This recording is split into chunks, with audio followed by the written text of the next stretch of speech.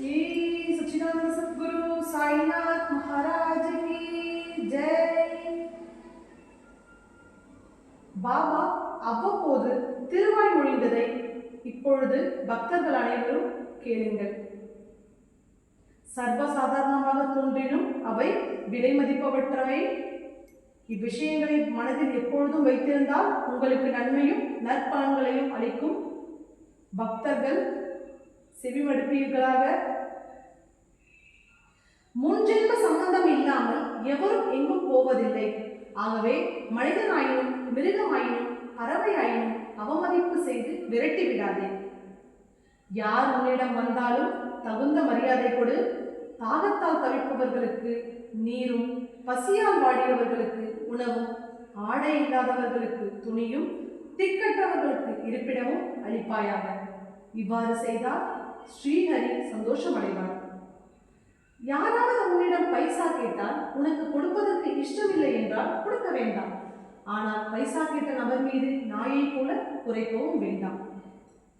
மற்றவர்கள் உன்னை எத்தனை வழிகளில் வசைப்பாடினாலும் கண்டனம் செய்தாலும் நீ எதிர்த்து கசப்பாகவோ மனப்புண்படியாகவோ பேசாதே. அதை பொறுமையுடன் சகித்துக் கொள்வாயாக. அதனால் உனக்கு அபாரமான சுகம் கிடைக்கும்.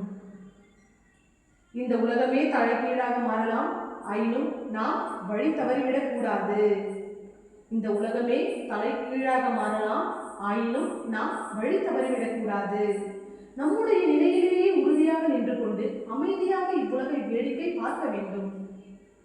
உனக்கும் எனக்கும் நடுவே உள்ள மதிச்சுவரை உடைத்து முழுக்க நாசம் செய்வாயாக.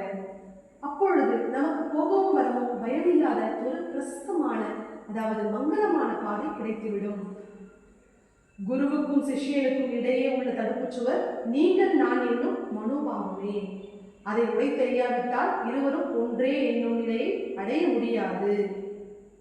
அல்லாவே எஜமானர், அல்லாவே எஜமானர். அவரை தவிர இரட்சகர் வேறு எவரும் இல்லை.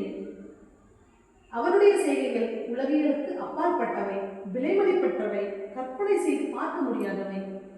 அவர் நினைப்பதே நடக்கும். அவரே வழியை காட்டுவார். நம்முடைய மனத்தின் இனிய விருப்பங்கள் ஒரு கணமும் தாமதமின்றி நிறைவேறும் நேரம் வரும்.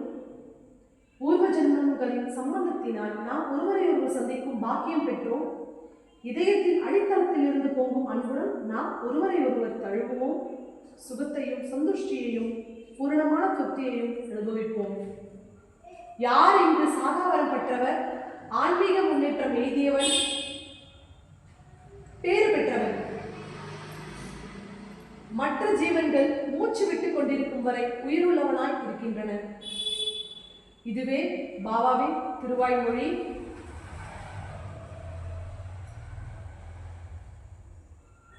श्री शिरडी फकीर साईनाथ महाराज की जय.